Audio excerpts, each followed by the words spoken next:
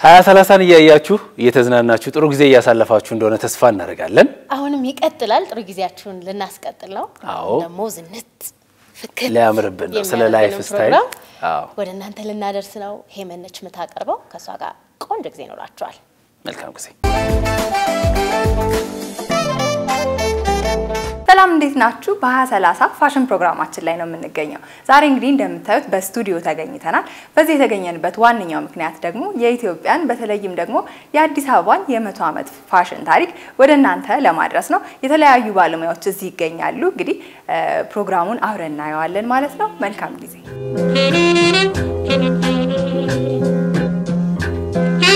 ሙሴ ለገሰ እባላለሁ። የፋሽን ዲዛይነር ነኝ።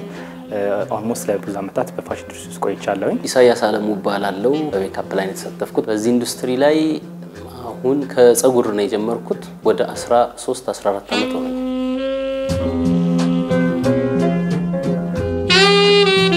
ከ1910 ጀምሮ ሀገራችን ላይ የነበረውን የፋሽን ኢንዱስትሪ ለማሳየት ሞክረናል። አብዛኛው ጋቢ ነኮችና አበሻ የሆኑ አበሻ ተቻላቸው ልብሶች ናቸው። በጊዜው ሜካፕ ምናምን የለም ነበር። ፀጉርም የማሳየት ባህል የለንም ነበር። በሀበሻ ልብስና በሀገራችን የነበረው በሀበሻ ልብስና ሻሽ ነበር የምንጠቀመው። ነጠላ ነው ከላይ የሚለብሱት። አብዛኛው ነጫጭ ልብሶች ነው። ሌላ የተለየ ሌላ ነገር ብዙ ነገር የለም።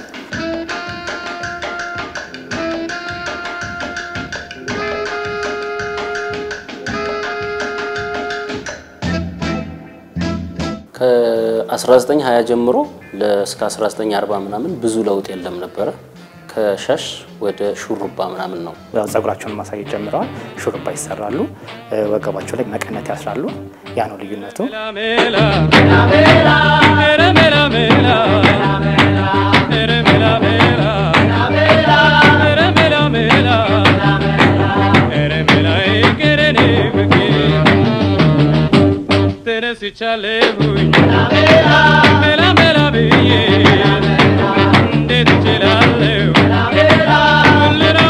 አስራ 1930 ጀምሮ ደግሞ ፀጉሩን ማድረግ የፈለግነው ፀጉሯን ወደፊት ለፊት ገፋ አድርገን እንደመፈሸን ነገር አድርገነው ከኋላ ያዝ አደረግነው። ፊቷ ላይ ብዙ ሜካፕ አልተጠቀምንም። ትንሽ ግን የውጭው ተጽዕኖ ስለነበረ ብለሸር ነገር ተጠቅመናል። እዚህ አካባቢና ትንሽ የውስጥ ጥቁር ስልኩል ነገርም አድርገናል። ኮክቴል የራት ልብስ የምንላቸው ጊዜ ሞር ፋሽን የሆነበት ጊዜ ነው። ሀር የምንላቸው ማቴሪያሎች ማለት ነው። ሞር ዲቴል ያላቸው ናቸው። ሞር ኤሌጋንት ናቸው። በጣም የሚያማምሩ ዲዛይኖች ነበር ያሉበት ጊዜ ነው። ብዙ ጊዜ ቤተ መንግስት ላይ የራት ግብዣ ወይም አንዳንድ ፕሮግራሞች ሲኖሩ የሚዘወተር ነው።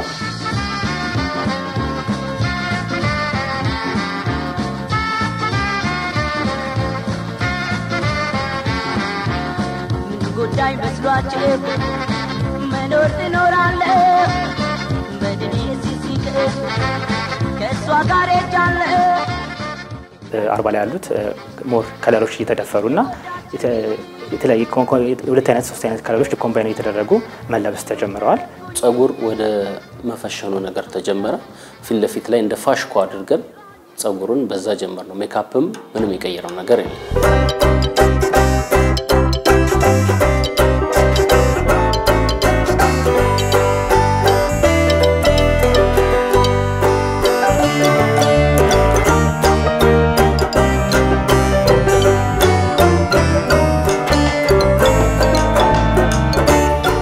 በደንብ የሚበጠር አፍሮ ስታይል ጀመረን። ሜካፓቸው አንድ ስቴፕ ከፍ አለ።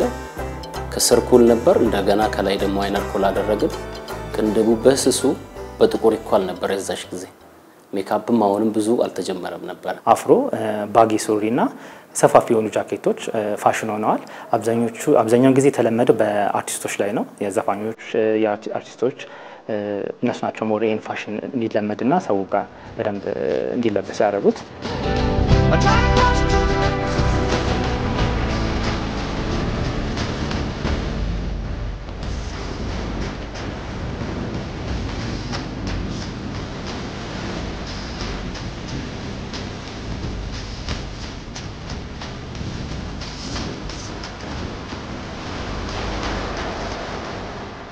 ባብ ቁርጥን ያደረግነው ባብ ቁርጥን የጀመርነው ሜካፕ አንድ እንጂ ከፋለ ሊፕስቲክ ተጀመረ። ቀይ ሊፕስቲክ በጥቁር ላይነር በኩል እንደነበረ ነው አንዳንድ ሻዶች ጀመረን አይል ላይ ያው ጉርድ ቀሚስና ጃኬቶች ናቸው እኛ ዛሬ ያሳየናችሁ ሌዘር ነው ግን አብዛኛውን ጊዜ ከተማ ውስጥ በጣም መለበስ ተጀምሯል ጉርድ ቀሚስና ጃኬት የተለያዩ ዘፈኖች ላይ ቲያትሮች ላይ ከተማ ውስጥ ወደ ፒያሳ አካባቢ ወደ ውይበራ አካባቢ ወደ ካሳንቺስ አካባቢ በደንብ የተለመዱ ፋሽኖች ናቸው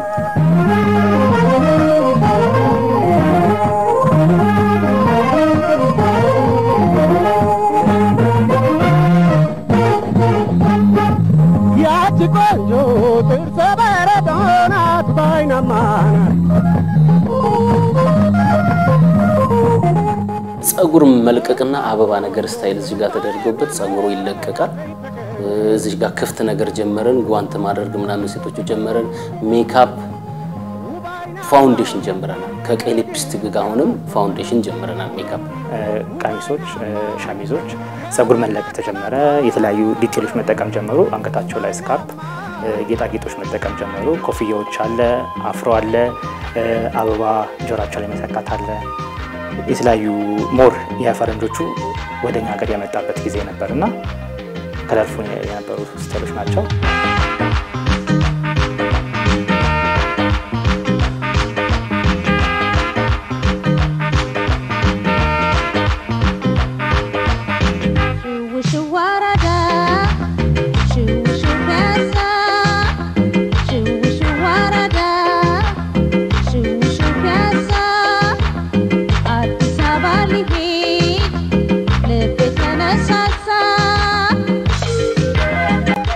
የ1980ዎቹ ደግሞ ጸጉር እንደ ሙዝ አይነት ፍሻን አይነት ተጀመረ ሜካፕም አንድ ደረጃ ከፍ ብሏል ጸጉር ግን ሙዝ ስታይል ፍሻና ተጀመረ ወደ ዌስተርኖቹ ወደ ውጮቹ ካልቸር የነሱን ባህል ወደኛ ሀገር ሞራል አባብሳቸው ወደኛ እየመጣ መጥቷል ባጊዮን ቬሊዮኑ ሱሪዎች ጫማዎች ቶፖች ጸጉራቸውን ወደ ኋላ ማስያዝ ሞር ሜካፕ መጠቀም ሞር የተለመደ መጥቷል አብዛኛውን የአዲስ አበባ ከተማ ያሉ ሴቶች የሚለብሱት የሚጠቀሙት ስታይል ነው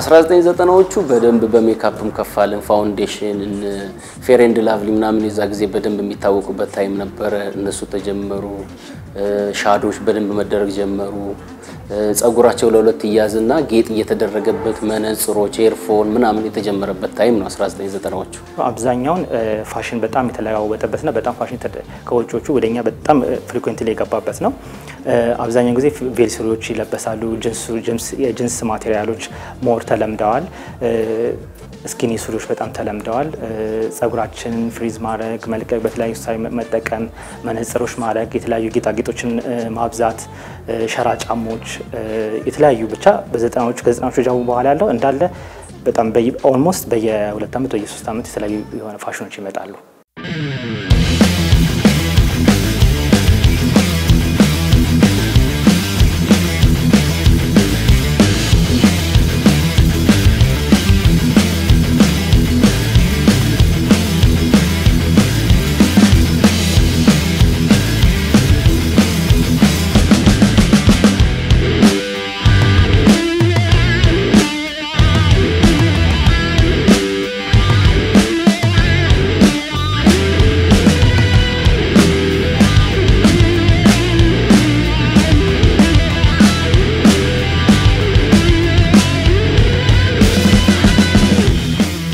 ከ2000 ጀምሮ ያው ሶሻል ሚዲያ የተፈጠረበት ነው አብዛኛውን ጊዜ ኢንፍሉዌንሰሮች የሚባለው ነገር ከዛ በኋላ ነው የመጣው ሞር ነገራችን ከዓለም ጋር ኮኔክትድ ሲሆን ያው የዓለሙን ካልቸር ሞር ወደኛ እንዲመጣና ኢንፍሉዌንስ እንዲያደርገን አድርጎናል ከ2000 ዓመተ ምህረት እስካሁን ያለንበት ታይም ደግሞ በደንብ በሜካፕ አፕዴት ያደረግንበት ከሌላው ዓለም ጋር የሌላው ዓለም ተጽዕኖ በደንብ እኛ ሀገር የመጣበት ዓመተ ምህረት ነው በጸጉር ስታይል ያን አይለንትን ረጃጅም ሂውማኔሮች የምንጠቀምበት ቅንድብ በደንብ የሚሰራበት ሜካፕ እስከ ጥግ የሚተሰራበት ዓመተ ምህረት አሁን ላይ ስንመጣ የሆነ ያለው ከዚህ በፊት የነበሩት እንዳለ አሁን ከቃየናቸው እንዳለ መታያቸው ያያቸው ልብሶች እንዳለ እየተደገሙ ነው። ያው ፋሽን ይሞታል ይነሳል እንደሚባለው ብዙ አብዛኛው ጊዜ ኦልድ የምንላቸው ስታይሎች ድጋሚ እየመጡ ነው። ለምሳሌ ቪንሱሪ ማድረግ፣ ባጊ ሱሪዎች ማድረግ፣ ባጊ ቲሸርቶች አሉ፣ ባጊ የሆነ ቲሸርቶች አሉ፣ ጃኬቶች አሉ፣ ኤክስቴንሽን ማድረግ፣ ሜካፕ መጠቀም ብቻ ይሄ ጥፍር ረጃጅም ጥፍር ማድረግ እነሱ ባይዘው ረጃጅም ጥፍር ማድረግ ራሱ ኦልድ በፊት ይደረግ የነበሩ ፋሽኖች ናቸው ድጋሚ እየመጡት። ፋሽኖች በጣም የሚደጋገም ራሱን የሚደግምበት ራሱ ተሻሽሎ የሚመጣበት አፕዴት አድርጎ የነበረውን ፋሽን እንደገና አፕዴት አድርገን የምንሰራበት ታይም የመጣው ከዚህ በኋላም በጣም ብዙ ፋሽን የምናይበት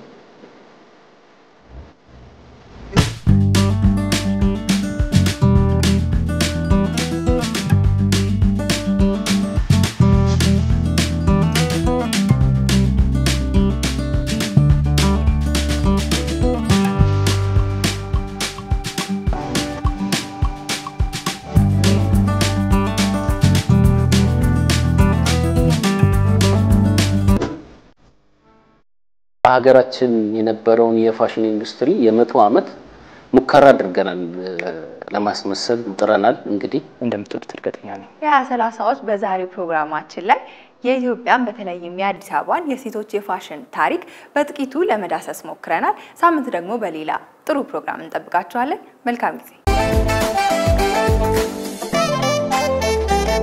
2030 ነበር እየተከታተላችሁ የነበረው። ቆንጆ ጊዜ እንዳሳለፋችሁ ነው የሚሰማኝ። አዎ እንግዲህ አሁን ልንለያይ ነው። ሳምንት ግን የምትወዷቸውና የምትዝናኑባቸውን አሪፍ ፕሮግራሞች ይዘን እንመጣለን። ጌታውን አሰፋና መልክ ዮሐንስ አብረናችሁ ነበር። ደህና ሁኑልን።